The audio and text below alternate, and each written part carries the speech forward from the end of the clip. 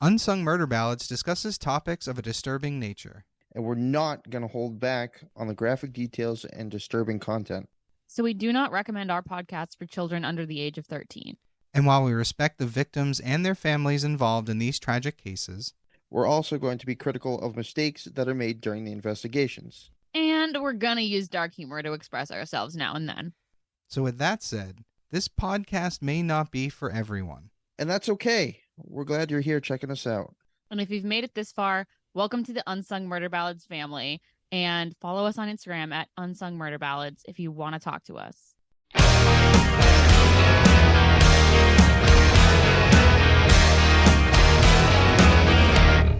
Hey everybody, welcome back to Unsung Murder Ballads. This is episode 138. I don't even know if that's 138. I am Janus dead. I'm Jameson dead. And I'm Joyous dead. You know, I have no idea what episode numbers they are anymore. A lot of it has to do with the fact that I'm recording in a different room because, I need the AC on, and I no longer have the map above my head, so that's a big part of the problem. By every time do you sit there and you count every single flag and you're like, oh, yeah. Well, what I do is I look up and I know where the last episode was and I can see where the pin went and I can look at the pin, but now I'm like, I'm not sure. I think we're on 138 or 139. I'm not 100%. But regardless, last week we did part 1 of the Whitey Bulger case.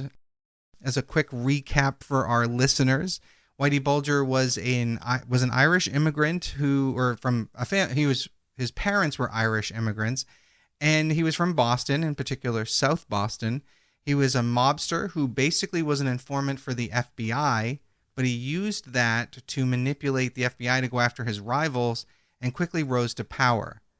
And I think the last thing we talked about was that he kept really strong drugs out of South Boston, but allowed for marijuana and smaller, lesser drugs. But he was himself selling the stronger ones just outside of South Boston. Right, naturally. And of course, he's a killer. That's a big part of it. He do be killing. That's an important part of his qualifications to be on this podcast. Correct. Well, and mobsters kill all the time. And he was pretty much your classic mobster. So, and there was also the horse racing thing, which I still, to this day, every time I think about it, I laugh. The idea that they were threatening jockeys and drugging horses to manipulate wins is hilarious. Yeah, that's so funny. It's just wild. It's fucked up. They couldn't just bet on something else and I don't know. I guess it's easier to drug a horse than to bribe a horse. Certainly, yeah, right. Bribe a horse. I would love to see you try to bribe a horse. That would be hilarious. Right? Well, sugar cubes, man. That's all it takes. Yeah. Be slow on this one, dude. And if it worked, I'd be impressed. Because then you'd be a horse whisperer. Right? New life goal. Now Welcome to our new podcast. This is a podcast about horses. Well, it's going to make me want to go back and watch a movie like Seabiscuit, but imagine that someone was bribing this horse with its drugs. I love it. Yeah, let's go. All right. So with all that said, we're jumping back into 1985, basically. And again, it's Boston. So at this point in time, sympathy for the Irish nationalism and the Provincial Irish Republican Army, which was commonly known as the IRA, the support for them was strong in South Boston. And basically, there were a lot of efforts to raise money and smuggle weapons for the IRA's campaign against the British presence in Northern Ireland. This was a big thing back then. I didn't know that was we had involvement with that here in Boston. That's interesting. With our large Irish population here, yeah, we had quite a bit. It makes sense, yeah, but I never thought of smuggling weapons out of the U.S. to get to there is interesting. Yeah, and it's funny because it's touched upon a little bit on the TV show The Sons of Anarchy too, as well, but they're obviously out of Northern California, so. Interesting. So from the start of his involvement with the FBI, Bulger insisted that he would never give up on the IRA. Bulger had previously donated to NORAID, and he shipped weapons, including guns and blocks of C4 explosives. And he did a lot of that in the 80s, yeah. So Bulger was annoyed when he learned that IRA members he supplied had burned a van containing weapons he had given them. Why would they do that? Not 100% sure. I didn't dig too deep into the details of a lot of this stuff. because it's like, I mean, it's already 2 episodes. I didn't want it to be Right. So after meeting with the IRA Chief of Staff, Joe Cahill, Bulger and his associate, whose last name is Nee, N-E-E, they raised $1 million, which was roughly $3 million today, by shaking down the drug dealers in South Boston and Charlestown. Now, this money was used to buy more weapons for the IRA, which would be shipped across the Atlantic Ocean in a trawler named the Valhalla. Bulger had personally donated some of his own weapons to this ship. Wow. On September 13th, 1984, it was a little bit before 85, but as I said in the first episode, we're going to skip around a little bit because to tell the whole story, it can't quite be linear. It would get confusing that way. But Bulger, his associates named Weeks and Nee, supervised the loading of the Valhalla. The final cache of weapons included 91 rifles, 8 submachine guns, 13 shotguns, 51 handguns, 11 bulletproof vests, 70,000 rounds of ammunition, plus an array of hand grenades and rockets. That is quite a few weapons there. Just a little bit. Yeah, just a little bit. So the Valhalla departed Gloucester and rendezvoused 120 nautical miles off the west coast of Ireland with a ship called the Merida Ann, which is an IRA ship that had sailed from Tralee. I think I'm saying that correctly. I'm stressed about how many explosives are on this ship.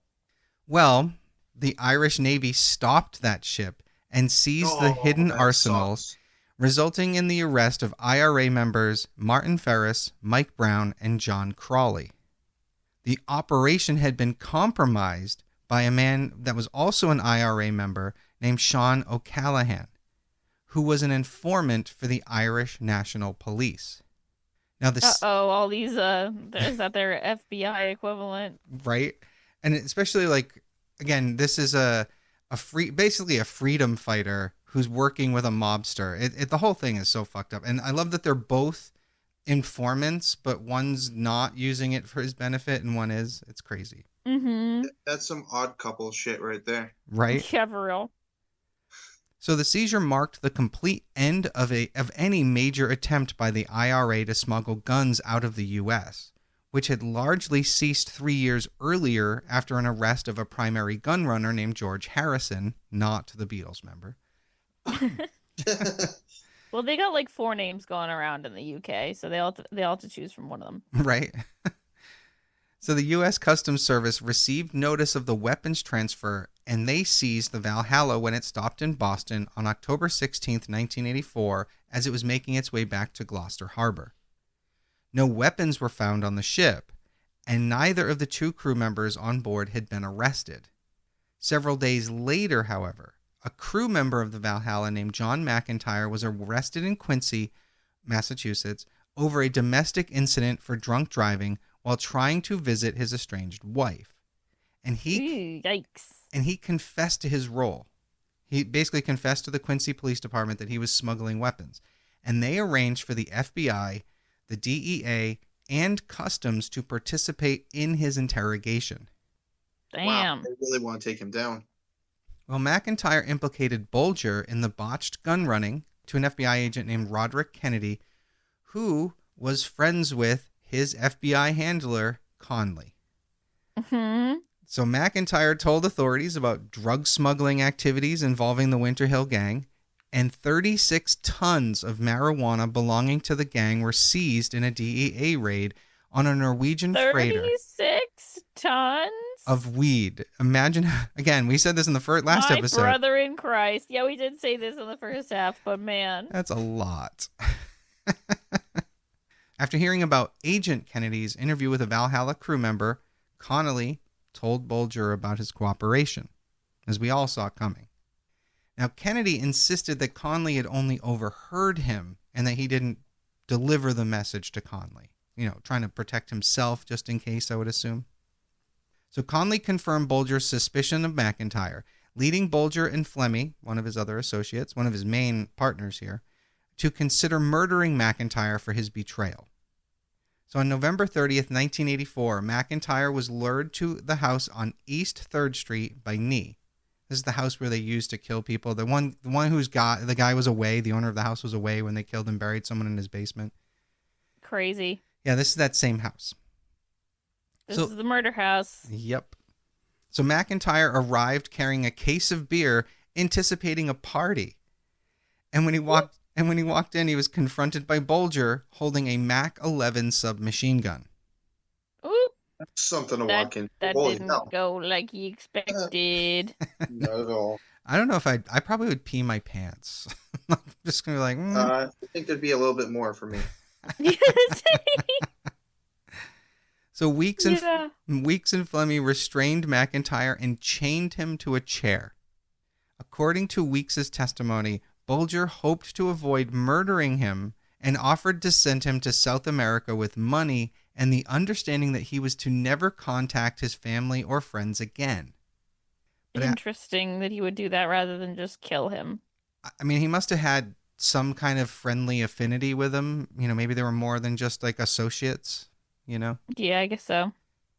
But after interrogating McIntyre over several hours, Bulger decided that he did not have the discipline to cut ties with everybody. He didn't trust that McIntyre would go on his way. So Bulger tried to strangle McIntyre with a boat rope, but he was unsuccessful. The rope had proven too thick, and he had trouble, like, I don't know, getting it. I'm imagining trying to do this, and I can't wrap my head around how hard that would be, because those ropes are really big around. Like Yeah, and like stiff, so it's like kind of hard to get like a tight kink in it. Right. And the idea that I understand he was trying to be poetic in a way, but yeah, that's not the way to go.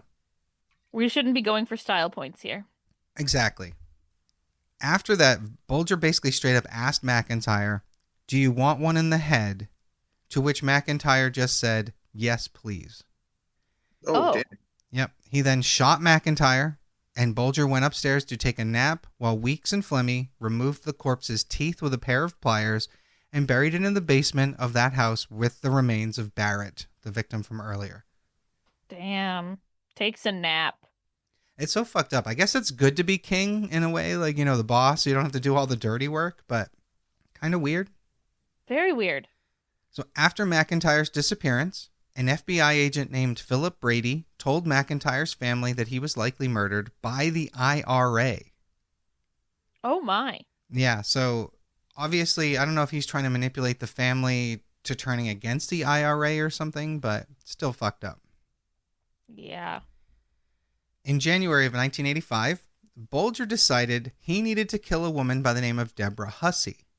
She was the 26-year-old stepdaughter and mistress of his associate Steve Flemmy.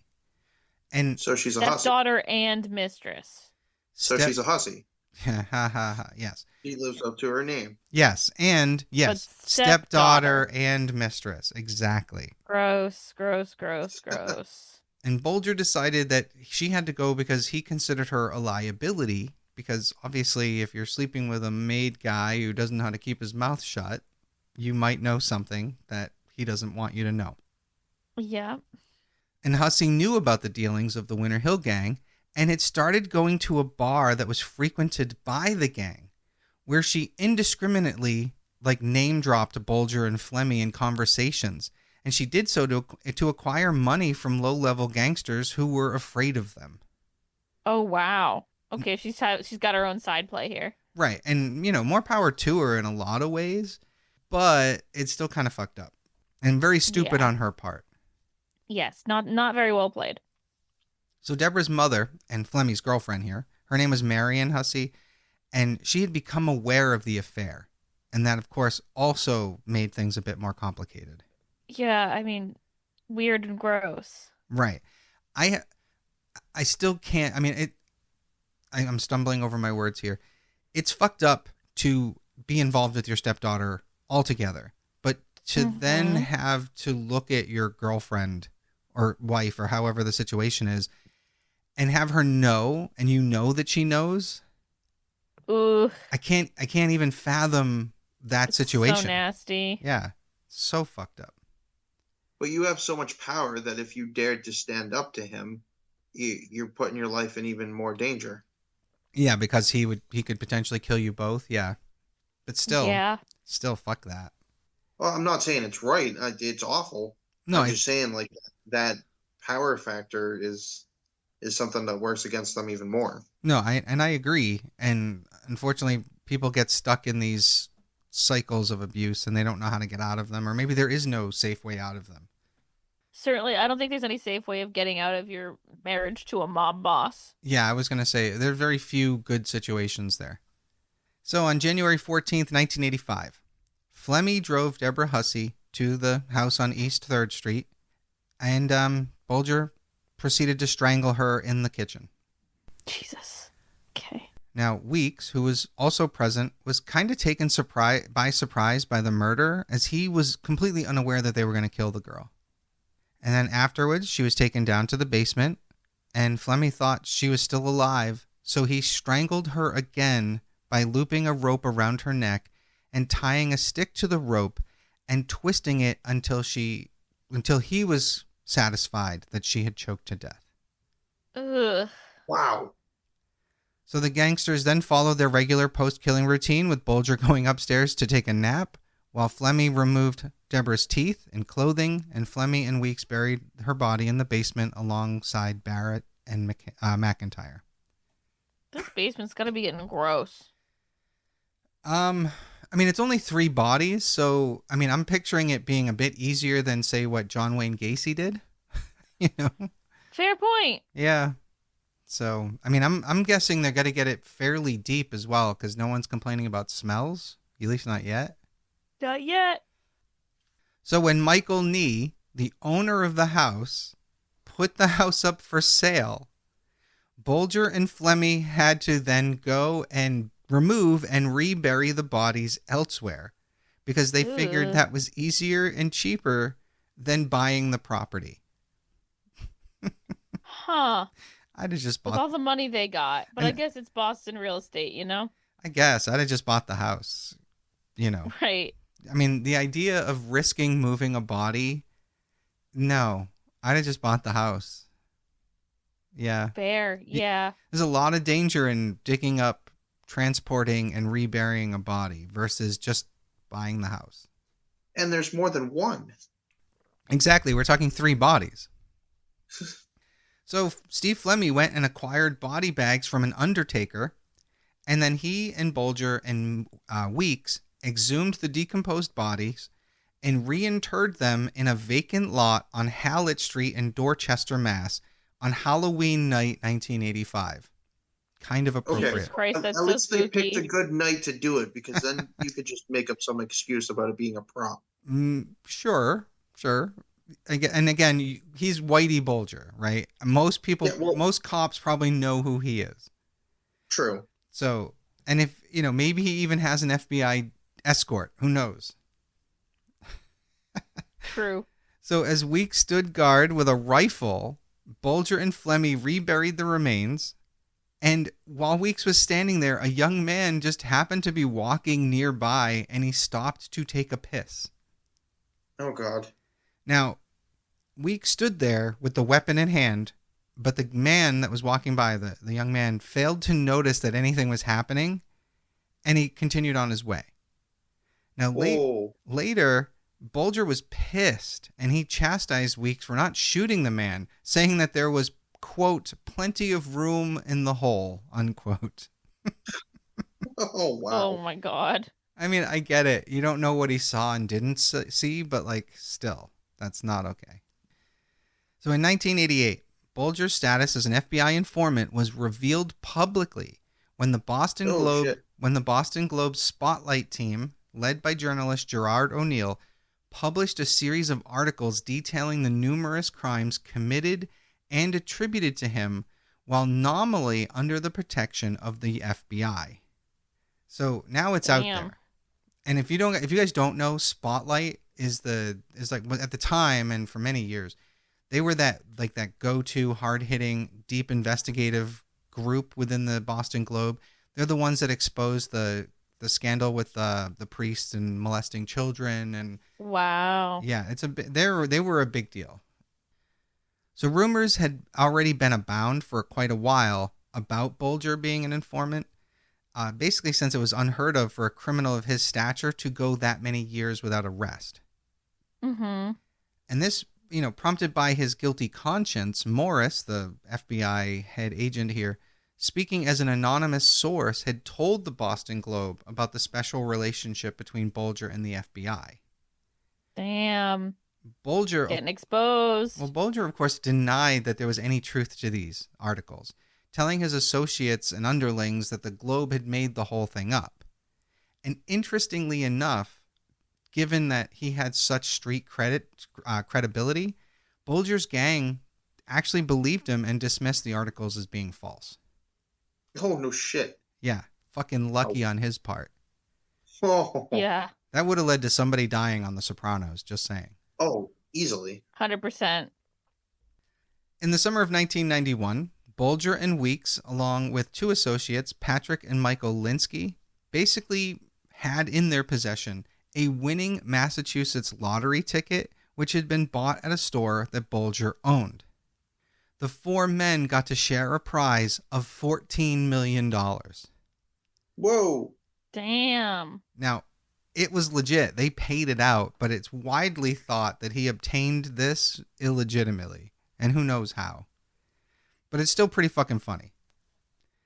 So Conley retired from the FBI, and Bulger and Flemmy were closed as informants for the Bureau, and basically the Bureau decided that they no longer desired their services. So at this point now, moving forward as we enter the 90s, Bulger's not under anyone's protection.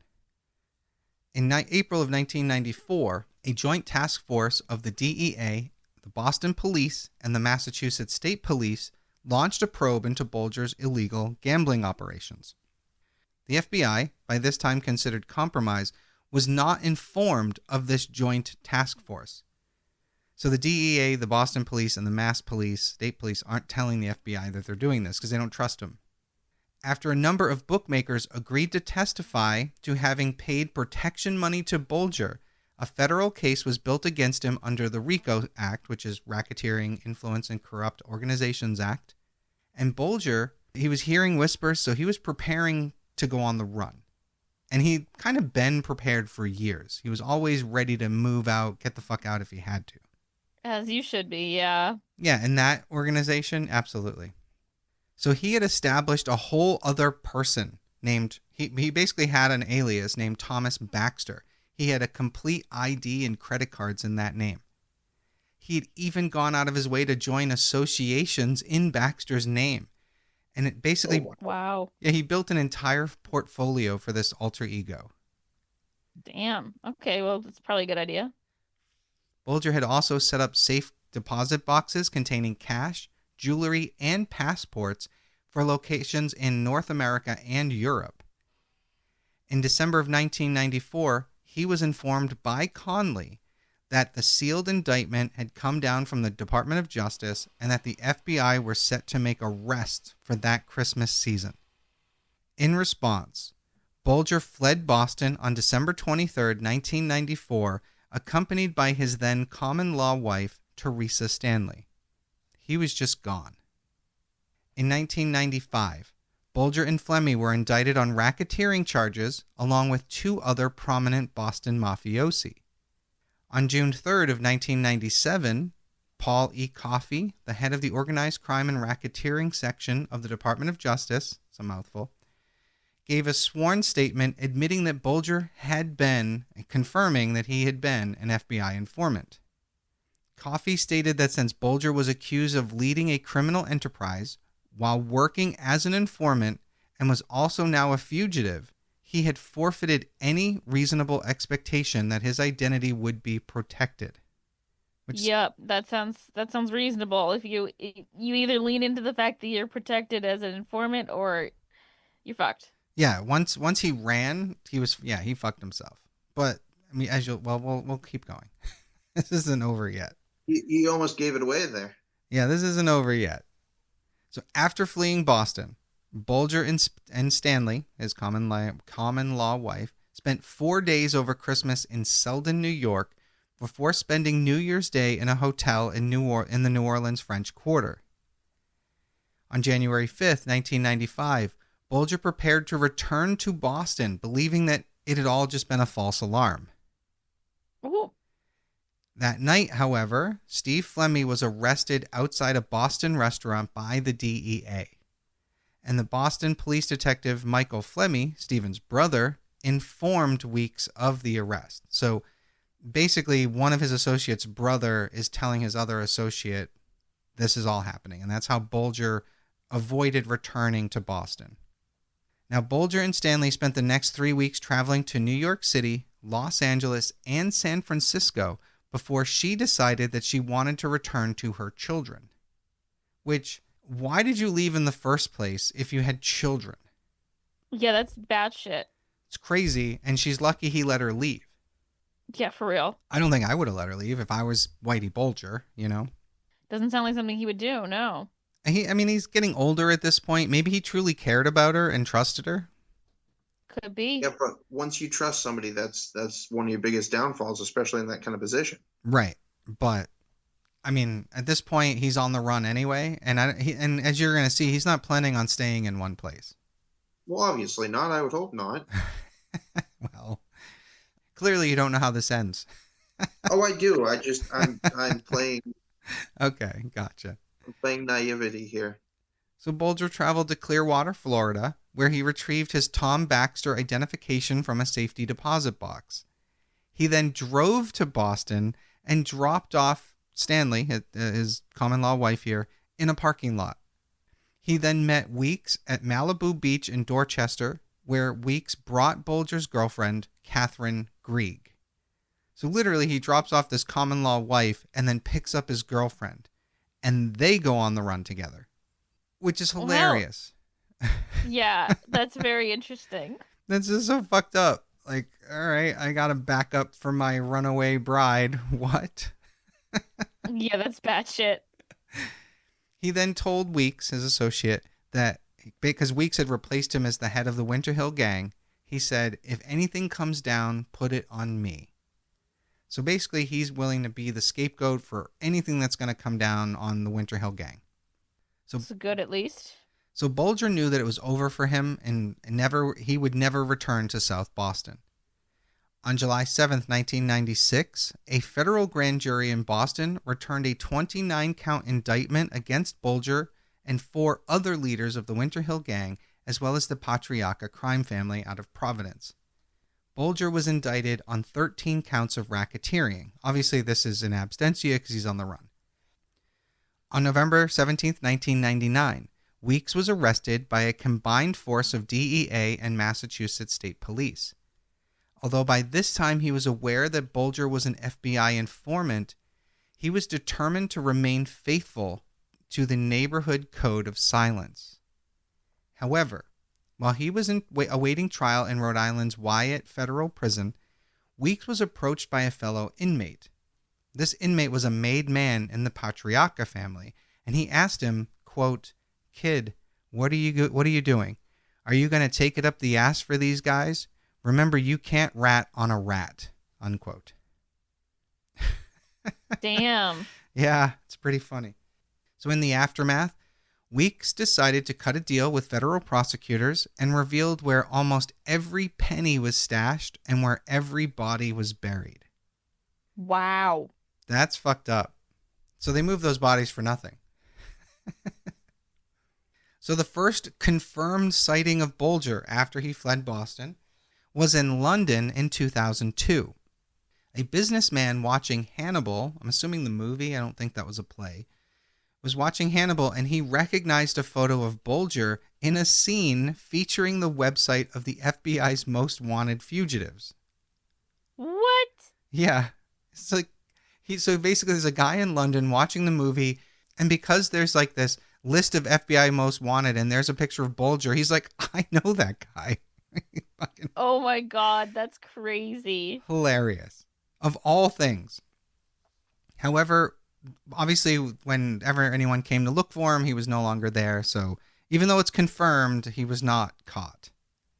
And there were lots of unconfirmed sightings elsewhere. At one point, the FBI they sent agents to Uruguay to investigate a lead.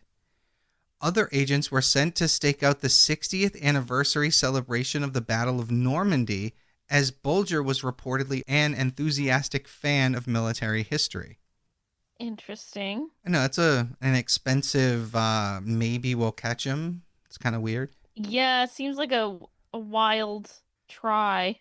I just there. think it was a guy who wanted an all-expense-paid trip to France. That's why I'm looking at it. You know, You know, could be. I have an idea, sir. Later reports of a sighting of Bulger in Italy in April of 2007 sent FBI agents, scattering, and those proved false as well. After 16 years at large and 12 years on the FBI's 10 most wanted fugitive list, Bulger was finally arrested in Santa Monica, California on June 22nd, 2011. He was 81 years old at the time of his arrest.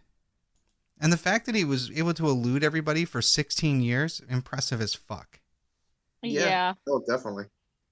There was, at the time, a reward of $2 million that had been offered for information leading to his capture. And that amount was second only to Osama bin Laden's capture reward on the FBI's top 10 most wanted list. Wow. Can you imagine? Right up there with Osama bin fucking Laden. That's crazy. Yeah, nuts. Bulger had been featured on the television show America's Most Wanted 16 times between 1995 and 2010. Authorities had received a tip from a woman in Iceland that Bulger was living in an apartment near a beach in Santa Monica.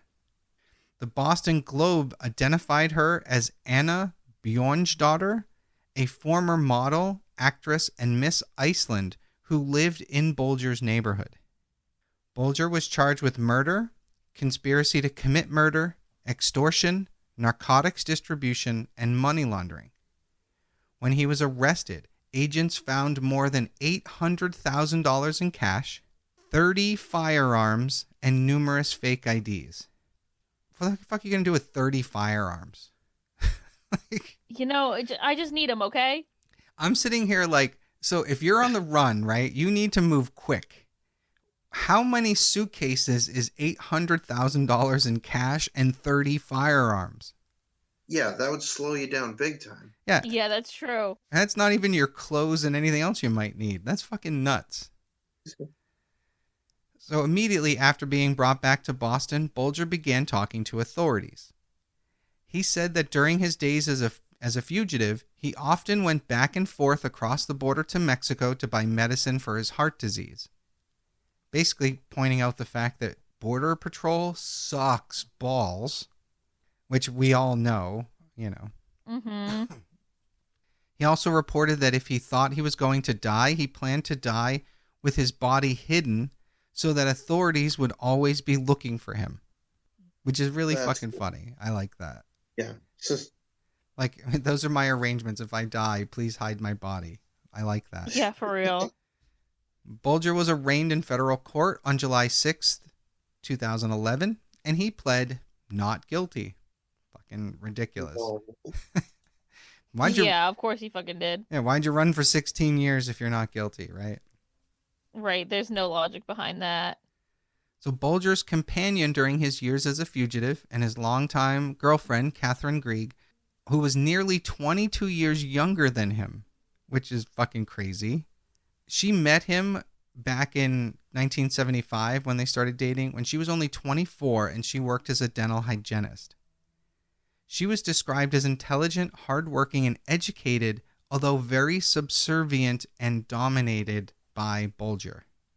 After being captured with him, Grieg sought release on bail and home confinement, but that request was denied. In March of 2012, Grieg pled guilty to conspiracy to harbor a fugitive, identity fraud, and conspiracy to commit identity fraud, and she was sentenced to 8 years in federal prison. So the lesson here, everybody listening at home, if your boyfriend's a fugitive or your girlfriend's a fugitive, don't go with them. It's not worth Yeah, for sure. 8 years in federal prison. No, thank you. Nope.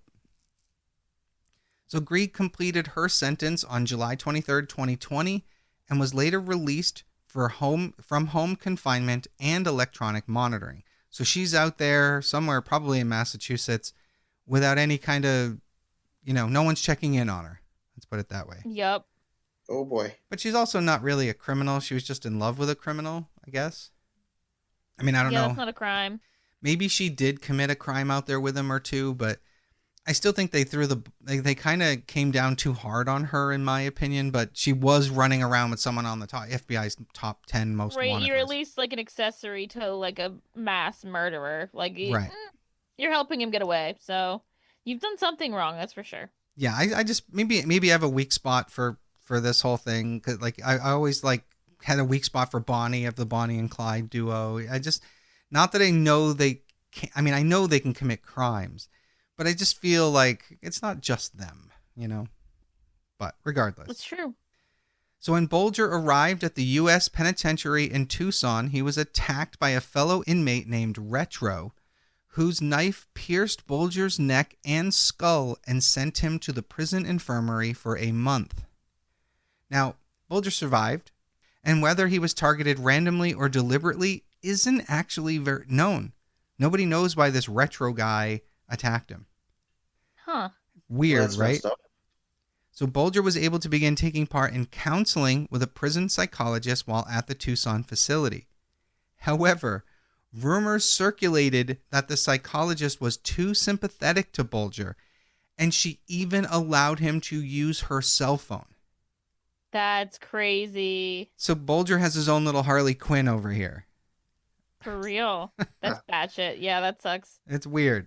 So his counseling was soon terminated, and he was transferred to the Coleman Federal Correction Complex in Florida.